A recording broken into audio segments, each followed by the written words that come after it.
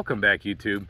I just wanted to do a quick video in our little 1911 Nighthawk Custom series, but for anybody that's interested, I wanted to go over a little to our customers letter that came with the firearm. This might help you if you own a 1911 or just if you're curious about 1911s in general. There's a lot of misinformation out there, so let's get it straight from the source of a pretty top-notch manufacturer. So I'll try to make this really quick for you. They say, don't let the slide fall in an empty chamber. We know that this is, us in the 1911 community usually know, don't do that. So when you see people constantly dropping the slide in a 1911 on an empty chamber, it's a no-go. Why? This will cause the hammer to start following the slide down. The 1911 is made to load around each time the slide goes forward. Dropping it on an empty chamber will eventually knock the sear out of alignment. Don't do it. Right there. So, do dry fire the weapon every time, or every chance you get. So, they're just telling you, yes, the gun is safe to dry fire. You can dry fire a 1911 all day long, and the reason is because it is not necessary to use a snap cap to dry fire the 1911. The firing pin is on a spring, and it will not hurt the gun. The more familiar you are with the trigger, the more you will be able to predict when the hammer will fall. This will result in better accuracy. So they tell you right there, dry firing is good practice, and it's not going to hurt the gun. Don't depress the beaver tail slowly while pulling the trigger. And this is because some people like to do safety function checks on their 1911, and this is one of them. This will cause excessive wear on the trigger bow. Some people want to check the beaver tail safety using this method. The beaver tail will not allow the hammer to fall unless it is depressed. So, don't do that type of a safety check. Do load the weapon the way it was intended to be loaded. Pull the slide rearward, lock it back with the slide stop, insert the magazine, depress the slide stop, and let the slide load the round into the chamber. So they're telling you flat out, load the magazine with an open slide and depress your slide release. Let it chamber, let it go ka-chunk. Don't baby it with a slingshot.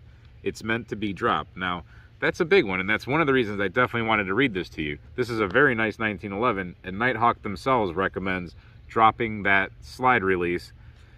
Obviously, they don't think that it's going to damage it too bad to create inertial loadings. Now, still, they say to do it. It still makes me feel funny because I was always taught not to do it. So is this a little bit of a Mythbusters?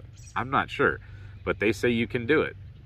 I learned something when I read this paper, and that's why I'm showing it to you. So let's move on. Do unload the gun in the manner it was designed for. When you have fired your last round, remove the magazine. Grab the slide while depressing the slide stop. Lower the slide gently to the closed position. So they say do remove the magazine and then gently close it. Because do release and remove the magazine before you lower the slide. If you attempt to lower the slide before you remove the magazine, you'll often have to pull the slide rearward. This is especially true on the shorter barreled guns that have a higher pound spring tension. Pushing back on the slide to relieve tension rather than removing the magazine will peen the slide stop notch and cause the metal to start rolling up. Always remove the magazine to unload your weapon. Good advice. Do change your recoil springs regularly.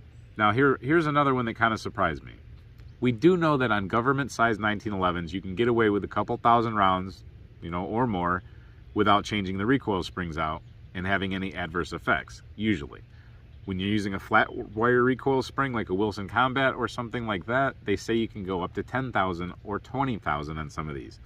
For this, they say, change your recoil spring on a 5-inch every 2,000 rounds. On a commander length, which is 4.25 inches, you should change them at 1,500 rounds. But here's what I found really surprising, is that if you go down to the officer model, or what Colt would call their defender model, you should change them every 500 rounds.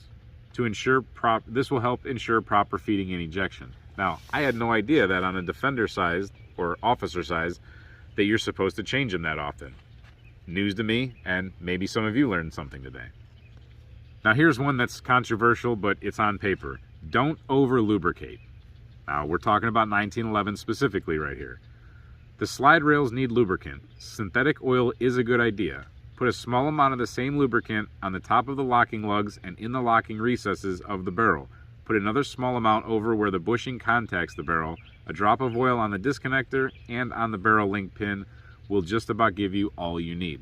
So it's only a few points. It's not dropping the gun in a barrel of oil.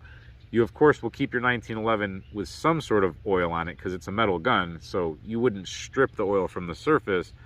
It will have its natural oil, but you know, the oil you keep in it that's not goopy, and then you have your synthetic lubricant that you're going to put on the rails, but you're not going to put a ton, is what they're telling you. You don't need to. So I learned a couple things from this paper. Hopefully you did too. Stay tuned for more videos on this Nighthawk Custom. We're going to be putting it through plenty of tests and plenty of shooting. Accuracy being one of them, and reliability being another one. You can't have a gun that is supposedly touted as being one of the best 1911s ever made and have failures of accuracy or reliability. So we're going to try it out. Thank you for watching this video and hope to see you next time. And until then, stay safe, have fun, keep shooting.